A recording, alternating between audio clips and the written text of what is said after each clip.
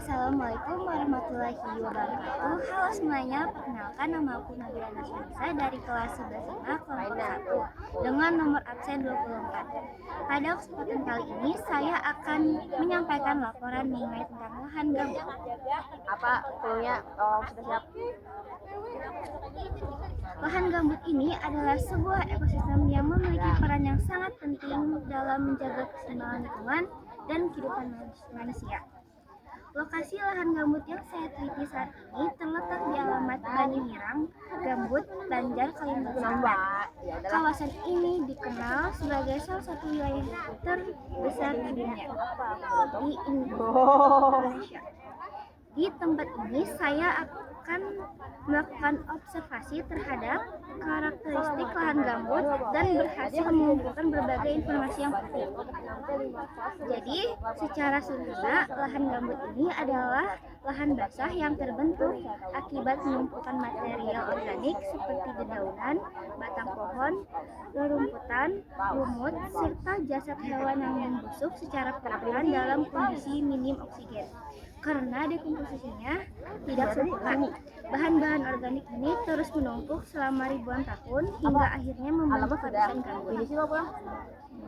Tekstur tanah gambut ini biasanya terasa lunak dan lembek karena mengandung air dalam jumlah yang sangat tinggi. Biasanya mencapai 1.300% dari berat keringnya. Tanah ini juga memiliki pori-pori yang besar yang membuatnya ringan dan sangat menyerap air. Tingkat dekomposisi bahan organik menentukan tekstur gambut.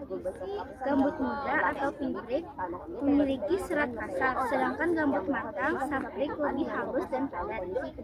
Warna tanah gambut umumnya coklat gelap hingga hitam, menunjukkan tingginya kandungan bahan organik.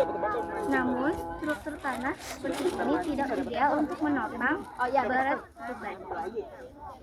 Proses terbentuknya dimulai dari kawasan seperti cekungan atau rawa yang selalu tergenang di wilayah ini. Tumbuh berbagai vegetasi rawa yang ketika mati tidak terurai sempurna karena kondisi anaerob. Sisa-sisa tumbuhan ini kemudian mengendap menjadi lapisan gambut. Siklus tumbuh dan mati terus terjadi, membuat lapisan dikenal sebagai paludifikasi, yakni akumulasi bahan organik dalam tanah jenuh air. Pembentukan gambut juga dipengaruhi oleh faktor-faktor lingkungan seperti ketersediaan air, kadar mineral, iklim lokal, jenis vegetasi, dan aktivitas manusia.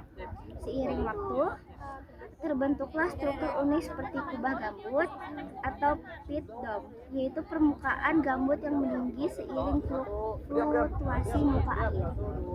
Dari observasi yang kami lakukan, hari ini kami mendapatkan bahwa pH air dari lahan gambut adalah 5 dan pH tanah adalah 4. Dari sisi vegetasi, lahan gambut dihuni oleh berbagai tumbuhan khas rawa tropis yang mampu beradaptasi dengan tanah asam dan basah. Tanaman-tanaman tersebut antara lain julutung rawa, ramin, punak, mentigu, serta beberapa spesies endemik seperti bintamur, bungur, durian rawa, getah suli, jambuan, gero ronggang, dan kayu hitam sulawesi. Selain itu, lahan gambut juga bisa dimanfaatkan untuk tanaman budidaya tertentu.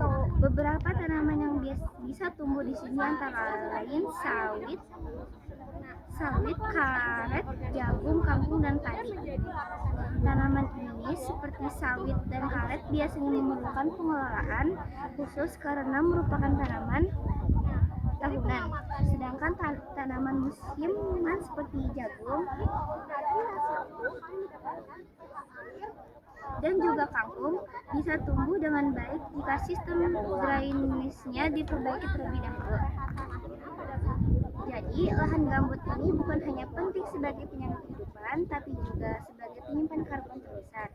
Maka dari itu, mari kita bersama-sama menjaga kelestarian demi lingkungan yang lebih baik dan masa depan yang berkelanjutan. Demikianlah laporan yang saya beri. Terima kasih telah menyaksikan hingga akhir. Saya Nabila Nasrisa dari kelas 11 5. kelompok 1 nomor absen 24. Sampai jumpa di laporan berikutnya.